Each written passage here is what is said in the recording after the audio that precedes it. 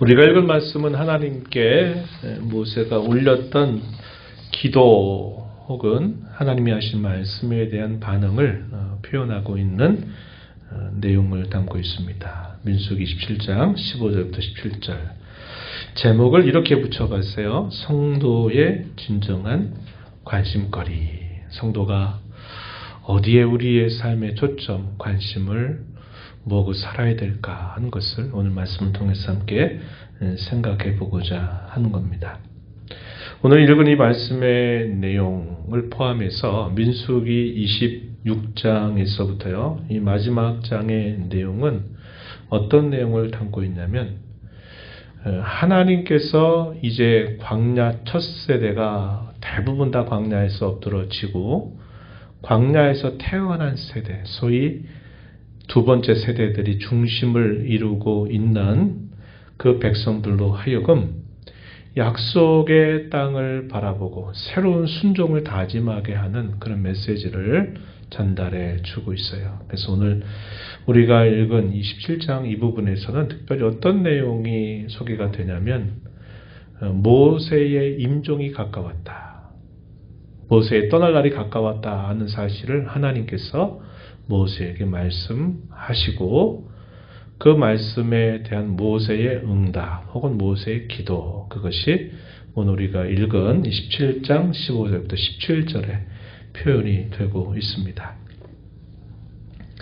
모세는 우리가 잘 아는 것처럼 40살까지는 애굽의 궁정에서 애굽의 학문과 기술을 익혔어요. 그러나 신앙이 아주 분명했습니다. 그리고 자기 힘으로 무엇인가를 해보고자 했던 그때에는 하나님이 거절하시죠.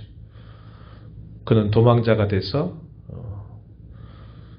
광야 같은 곳으로 도망칠 수밖에 없는 상황이 됩니다.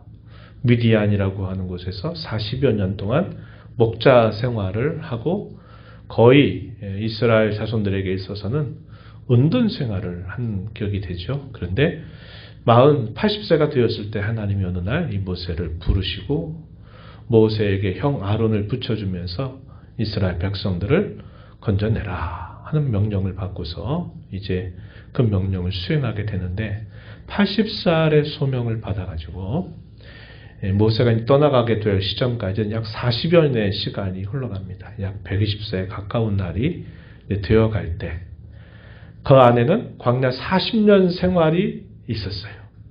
예측하지 못했던 광야 생활이 그렇게 길어질 줄은 몰랐던 겁니다. 왜 그렇게 길어졌느냐? 하나님의 약속에 대한 불신앙 그리고 불순종이 계기가 돼서 연단받고 훈련하도록 하나님이 광야 40여 년을 계속 돌리고 하시면서 그 40년 세월 동안 출애굽에서 나왔던 대부분의 세대는 다 그 광야에서 엎드러지게 되고 이 광야에서 태어난 새로운 후손들, 숫자적으로는 큰 차이가 없습니다. 민수기의 내용이 우리가 왜 민수기라고 하는 이름을 지었느냐, 백성들의 수를 센다 하는데 그 내용이 두 번 등장해요. 첫 번째 때는 애굽에서 나온 정도의 숫자가 얼마나 되는지, 두 번째 인구조사를 하게 되는 내용이 26장에 소개가 되는데 이제 새로운 세대가 이제 형성됐을 때 첫 번째와 두 번째 인구 숫자를 비교해 보면 거의 차이가 없어요. 광야 생활 속에서 그렇게 많은 징계와 또 벌을 당하고 이렇게 하는 중에도 하나님께서는 그 숫자가 거의 줄지 않도록 유지하도록 하나님이 끊임없이 그 백성들에게 은혜를 주셨다는 것을 알게 되죠.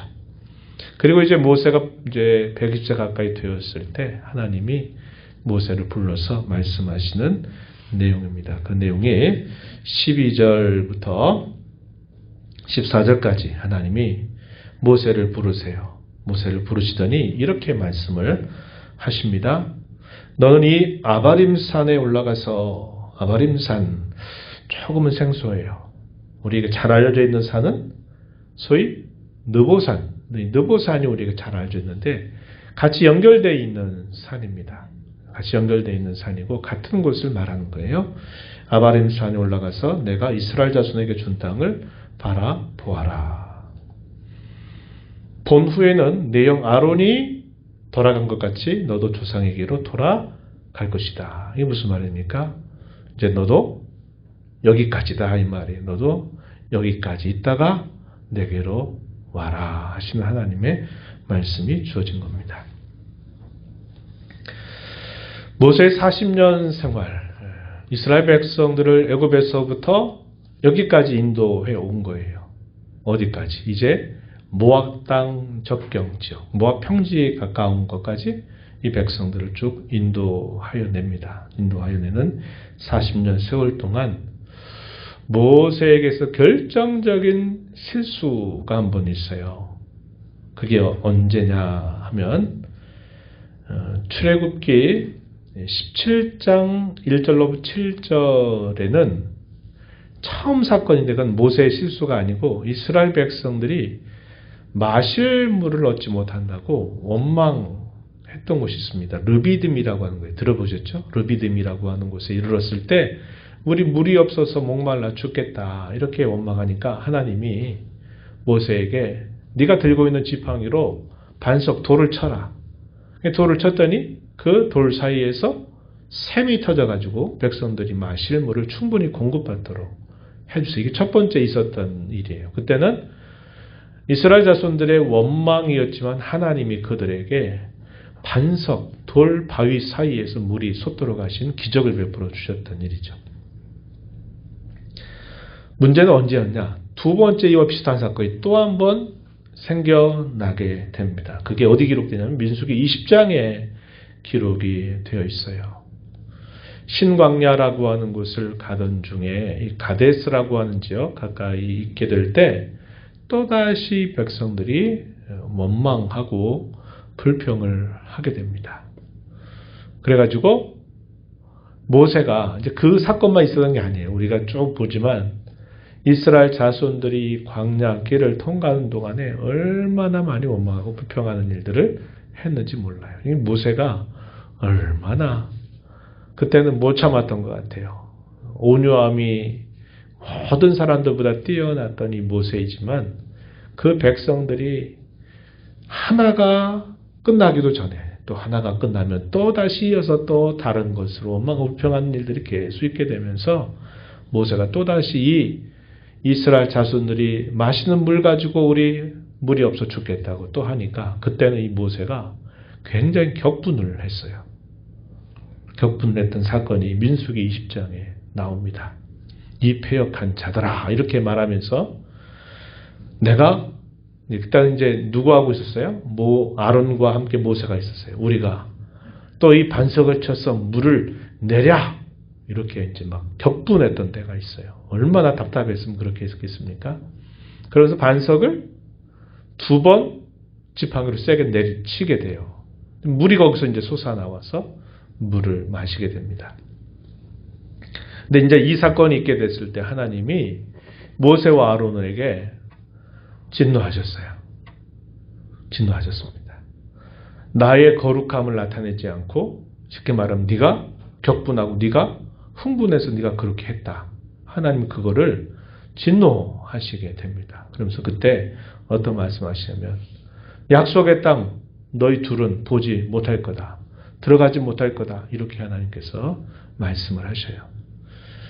한 번 격분했던 것. 사실 그 원인은 누가 제공합니까? 이스라엘 자손들이 제공을 했는데 한 번 크게 격분하면서 그가 지켜야 할 정도를 좀 넘어선 정도, 바른 그 도리를 넘어서서 막 그런 적이 있었단 말이죠. 그것이 하나의 그의 40여 년 세월 속에서는 그게 그의 허물로 기억되고 있는 부분이 된다 하는 겁니다. 과거의 그런 허물을 하나님께서 말씀하시는 거예요. 우리가 읽은 앞부분 가서 한번 보시면은 이렇게 말합니다. 14절 말씀에 이는 신광야에서 회중이 분쟁할 때 너희가 내 명령을 거역하고 그 물가에서 내 거룩함을 그들의 목전에 나타내지 아니하였음이니라. 이 물은 신광야 가데스의 무리바 물이다. 민수기 20장에 있는 그 사건을 말한 겁니다. 그것 때문에 뭐라고 말씀하시냐면 너 아바림산 혹은 느보산에 올라가서 약속의 땅을 한번 바라봐라. 그러나 너는 그 땅에 들어가지 않고 내 형 아론이 떠난 것처럼 너도 이 땅을 떠나게 된다 하는 말씀을 하나님이 모세에게 말씀하시는 것입니다. 그리고 지난 40년 동안 요 허물 빼고는 그가 40년 동안 이 백성들의 지도자로서 어떤 역할을 감당했는가는 우리가 충분히 알 수 있죠. 때로는 하나님의 편에서, 그리고 때로는 백성들의 편에서 하나님 앞에 자기 목숨을 걸고 살려달라고, 불쌍히 여겨달라고 애원하고 중재했던 때가 여러 번 있게 되죠. 그래서 그는 자기가 주어진 자리, 때로는 백성들에게 하나님처럼 그들에게 말을 전해야 되고, 때로는 하나님 앞에 백성들의 편에서 하나님 앞에 또 간절하게 기도하고 또 하나님 앞에 아뢰는 일들을 하면서 그 백성들을 40여 년 세월 동안 인도해 온 것입니다. 그러한 모세에게 하나님이 내가 이제 떠날 날이 가까이 왔으니 너 산의 꼭대기 올라가서 내가 주겠다고 약속한 이 땅을 한번 바라보아라. 그러면 내가 너를 데려가겠다. 이렇게 하나님이 말씀을 하시는 것입니다. 아론, 그의 형 아론은 이미 죽었어요. 어디서 죽었냐면 호르산이라고 하는 곳에서 이미 죽었습니다. 이 내용도 민수기 20장에 보게 되면은 이 아론의 죽음이 소개가 되고, 이 아론의 자식이었던 엘르아살이 이제 대제사장의 직분을 행하게 되게 됩니다. 그리고 이제 모세도 너도 내 형 아론처럼 이제 돌아갈 것이다. 이렇게 하나님이 말씀을 하신 것입니다. 모세가 이 40여 년 가까운 시간 동안 인도하면서 모세가 하나님 앞에 올렸던 기도가 시편 90편에 잘 표현되어 있어요. 하나님의 진노 가운데 모든 날들이 너무 허망하게 지나갔습니다. 이렇게 고백하는 내용이죠. 하나님은 변함이 없고 영원한데 우린 다 하나님 앞에 범한 죄로 인해서 우리 이 광야에서 엎드러져 죽는다. 이걸 말하면서 하나님이 우리 인생을 개수할 수 있는 지혜를 달라고 간절하게 기도하는 내용이 이 시편 90편에 표현이 되어 있어요. 그런데 안타깝게도 하나님 모세에게 뭐라고 말씀하시냐면 옛적부터 얘기하셨던 것처럼 너 약속의 땅 들어가지 못하고 너는 죽을 거다. 이런 말씀을 하나님이 하신 겁니다. 하나님께서 자기 백성들에게 주시기로 한 그 약속의 땅 가나안, 그것을 좀 잘 생각을 우리가 이제 해보려고 하는 거예요. 결론적으로 말씀을 드리면 하나님이 정말 모세에게 그리고 그의 백성들에게 주시고자 하시는 것이 무엇일까에 대하여 모세는 분명히 알았다는 겁니다. 그것은 가나안 땅 그 자체가 아니에요. 왜? 광야 40여 년 동안 하나님께 벌받아 죽은 사람들이 대다수지만 그 죽음에는 또 누가 있습니까? 범죄에 가담하지 않았어도 뭐한 사람들이 있어요? 나이가 들어서 광야에서 수명을 다한 사람들이 있어요. 왜? 40년 세월이 흘렀잖아요. 애굽에서 나올 때 나이가 많이 들었던 이스라엘 자손들은 40년 세월 보내면서 자연스럽게 수명이 다 해가지고 죽은 사람들이 많았을 겁니다. 그래서 이 가나안 땅에 들어간다 하는 이 하나님의 약속은 그들이 가나안 땅에 들어가야만 구원받는다 이걸 말하는 의미가 아니라는 거예요. 그건 하나의 상징적이고 비유적인 의미가 있는 표현입니다. 그래서 이 모세의 경우도 하나님이 자기에게 진정 주시고자 하는 것이 무엇인가를 분명히 알았다는 것을 우리가 확신할 수 있고, 모세에 앞서서 우리가 이제 수요일마다 살피고 있는 아브라함에 관한 이야기나 이삭에 관한 이야기, 야곱에 관한 이야기도 마찬가지입니다. 하나님 이 땅을 그들의 기업으로, 후손들의 기업으로 영영히 주겠다고 약속하시지만 그 땅에 살고 있지만 계속 거기 뭐가 있어요? 곤고함이 있고 시련이 있고 어려움이 있어요. 잘못해서 그렇게 되는 경우도 있고 그렇지 않아도 여전히 그 땅에 산다 그래서 그것이 그들에게 모든 것이 다 끝나고 영원한 행복 이렇게 되는 것은 아니었다는 겁니다. 그래서 우리가 너무 잘 아는 히브리서 11장 말씀을 우리가 여기서 생각을 하게 돼요. 한번 우리 찾아볼까요? 우리 많이 살펴보는 말씀인데 히브리서 11장 13절 한번 가서 한번 볼까요? 신약 성경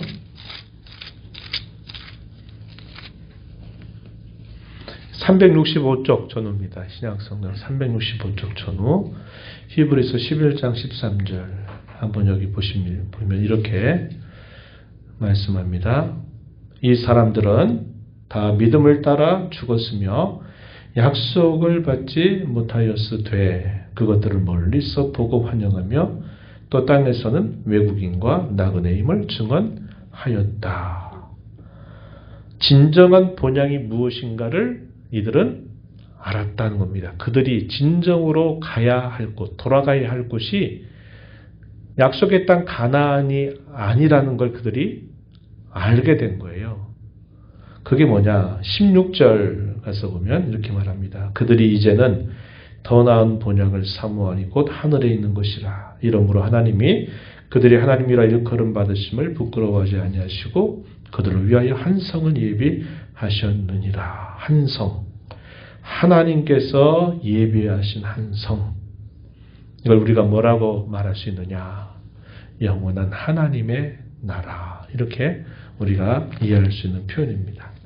그래서 하나님이 이스라엘 백성들에게 가나안 땅 계속 말씀하신 게 뭐냐면 이 영원한 하나님의 나라, 진정한 본향에 대한 하나의 교육도구예요. 교육도구. 그걸 통해서 그걸 이렇게 바라보게 하는 그런 도구로 하나님이 이 가나안 땅을 말씀하신 거예요. 어떤 분들은 이 말씀 보면서 심지어 이렇게까지도 얘기를 해요. 모세는 천국에 못 들어갔는지 몰라 그래요. 왜? 가나안 땅에 못 들어가지 않았냐. 일만 이렇게 많이 하다가 결국 그도 가나안 땅 밟지 못하고 죽었어. 그걸 마치 천국에 가지 못한 것처럼 또 이렇게 말하는 사람들도 있어요. 아니다 이 말이에요.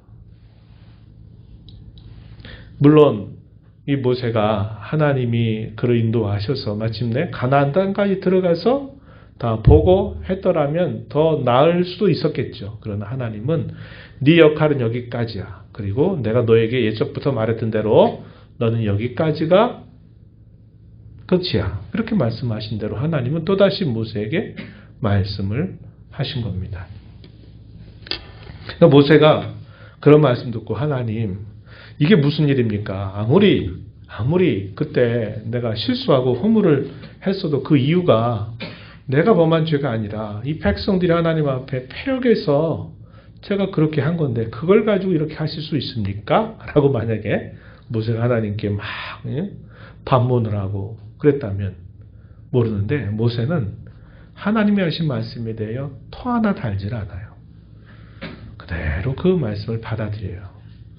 왜 그러냐? 하나님이 자기에게 정말 주시고자 하는 것은 이 보이는 그 가나안 땅이 궁극적인 목적이 아니라 그것은 하나의 상징이고 하나의 비유라는 것을 알고 있었기 때문이다 한 것입니다. 오히려 그는 이제 모든 수고를 마치고 주의 품에 안기게 된다고 하는 것으로 그의 마음은 더 정돈되고 더 차분해질 것이다. 우리 이렇게 생각할 수 있는 겁니다. 모세가 그런 말씀을 듣고서 응답한 내용이 우리가 읽었던 15절, 16절, 17절인데 어떤 내용이 소개됩니까? 다시 한번 본문으로 돌아와서 한번 보실까요?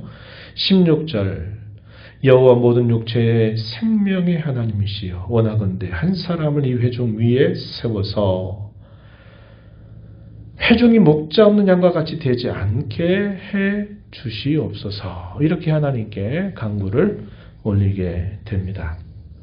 어떤 내용이 하게 되느냐? 하나님이 모든 육체의 생명의 주인이 되신다. 생명의 주관자가 되신다 하는 사실을 그의 고백 속에 분명히 읽어요. 하나님이 오게 하셨다가 하나님 다시 부르시면 우리는 떠나가는 그런 존재라는 것을 그대로 인정하죠. 그리고 16절 하반절부터 17절의 내용은 골자가 뭡니까? 하나님, 이 백성들을 그대로 내버려 두지 말고 목자 없는 양과 같이 갈 길 잃지 않도록 하나님 회중 가운데 한 사람을 세워서 이들을 인도해 달라고 기도하는 겁니다. 뭐가 느껴집니까? 하나님과 모세의 대화 사이에 이상하다. 뭐 이렇게 될까 싶은데 잘 살펴보면 하나님과 모세의 이 대화 속에서 철저한 그 신뢰관계, 하나님이 하시는 말씀에 대한 전적인 순종의 태도, 터 하나 달지 않고 그 말씀 그대로를 받아들이는 자세. 그러면서도 모세는 하나님께 이 남겨져 있는 이 백성들을 인도할 지도자를 세워서 이들이 목자 없는 양같이 되지 않도록 하나님 해주세요라고 하나님께 간구를 올리고 있는 겁니다. 자신과 관계된 것에 대해서는 전적으로 하나님께 온전히 다 맡겨드리는 태도를 보이죠. 그건 하나님의 주권이고 하나님이 무슨 뜻에서 이런 말씀을 하시는지를 모세가 다 알아듣고 있는 거예요. 그리고 그 하나님이 하신 말씀에 대해서는 내가 전적으로 그 말씀대로 동의하고 저는 따르겠습니다 하는 태도가 돋보이는 거죠. 그러면서도 모세의 남겨진 관심이 어디에 집중되느냐. 하나님의 백성들, 이 자손들에게 하나님이 약속하신 땅에 들어가게 하도록 하기 위해서 지도자를 세워 달라고 기도를 하고 있는 것입니다. 거기 한번 그 교환을 한번 보세요. 2번 모세의 가장 큰 관심. 하나님 백성들이 약속의 땅에 들어가는 것. 그게 모세의 진짜 관심이었을까?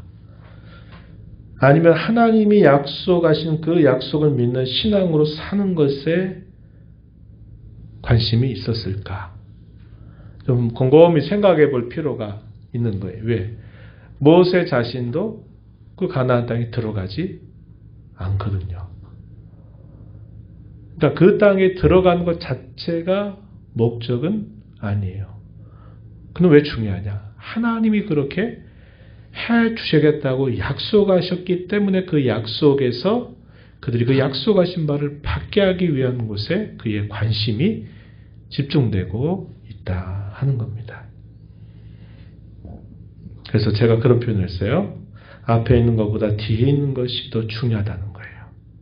비록 가나안 땅을 밟지 못해도 더 중요한 것은 하나님이 약속하신 것을 굳게 믿고 살아가는 거예요. 그렇게 살다가 가나안 땅을 밟게 되면 좋고 못 밟아도 괜찮다 이거예요. 뭐가 중요하다는 겁니까? 하나님이 하신 그 약속을 굳게 믿고 그 약속대로 살아가는 것이 중요하다 이 말이에요. 성도로 살면서 이런 일이 있을 수 있잖아요.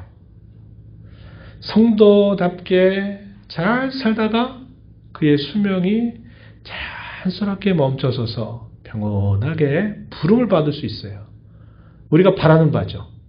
자식들에게 누추한 꼴 안 보이고 자식들에게 정말 좋은 모습 보이면서 내가 주의 품에 안기게 되기를 바라는 거 우리 모두의 소원이에요. 그죠? 괜히 잘 살아왔는데 마지막에 자식들에게 그냥 이런저런 추한 꼴 보이고 한다면 참 얼마나 안타까운 일이에요. 그래서 기도하죠.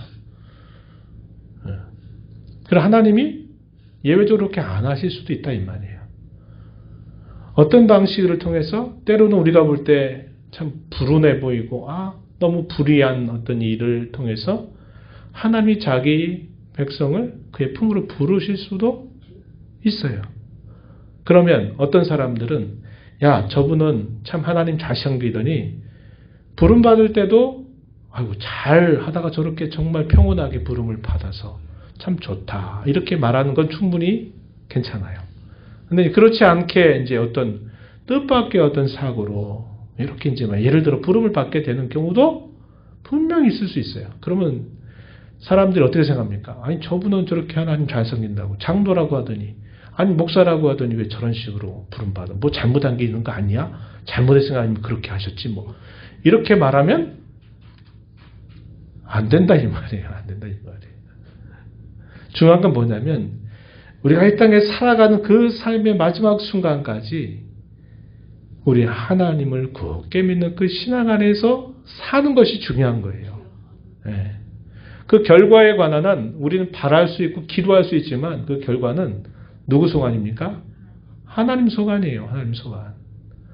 중요한 건 뭐냐? 그 부름받는 그 순간까지 그 하나님의 약속을 굳게 믿는 그 믿음 가지고 사는 거죠.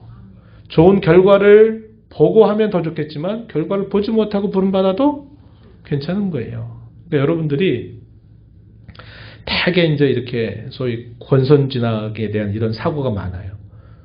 잘 되면 복 받은 거고 결과가 이상하다 그러면 이거 뭐가 잘못된 거야. 이렇게 이제 생각하는 사고가 많은데 여러분 그런 생각을 넘어서야 됩니다. 그래서 우리가 바라고 기대해야 될 게 뭐냐면 하나님이 우리에게 약속하신 것을 내가 삶의 숨이 끊어지는 그 순간까지 내가 그것을 믿는 그 믿음을 가지고 살아가는 것이 중요하다. 이것을 꼭 우리가 기억을 해야 합니다. 그래서 다른 사람에 관한 한 우리가 또 막 이런저런 막 자기 생각 가지고 그게 신앙적인 얘기처럼 하는데 실상은 신앙적이지 않은 그런 이야기들을 통해서 문제를 일으키게 되는 일들이 더러 있습니다. 그런 생각은 우리가 매우 조심해야 된다 하는 거예요. 그래서 결과는 하나님께 맡겨드리고 우리의 살아가는 그 삶의 마지막 순간까지 내가 하나님이 그 약속하신 것을 끝까지 믿는 그 믿음 가지고 내가 살아가면서 그 믿음의 강도가 더 깊어지면 그게 귀한 거예요. 귀한 거예요. 우리의 육체적인 힘이 빠지고 우리의 생각대로 되지 않는 일들이 있게 될지라도 우리의 겉사람은 후패할지라도 쇠퇴할지라도 우리의 속사람은 더 그 하나님의 약속을 강렬하게 붙들고 살아가는 것이 그것이 정말 중요한 일이다 하는 것을 꼭 잊지 말아야 합니다. 하나님의 약속에 실현되는 그 마지막에 우리가 참여하는 것은 오직 한 가지예요. 그 하나님의 약속을 굳게 믿는 것입니다. 그것을 꼭 기억을 하면서 살아가는 저와 여러분이 되어야 하겠다는 거예요. 모세는 자기 개인에 대해서는 어떠한 거기에 별로 마음 쓰지 않아요. 왜?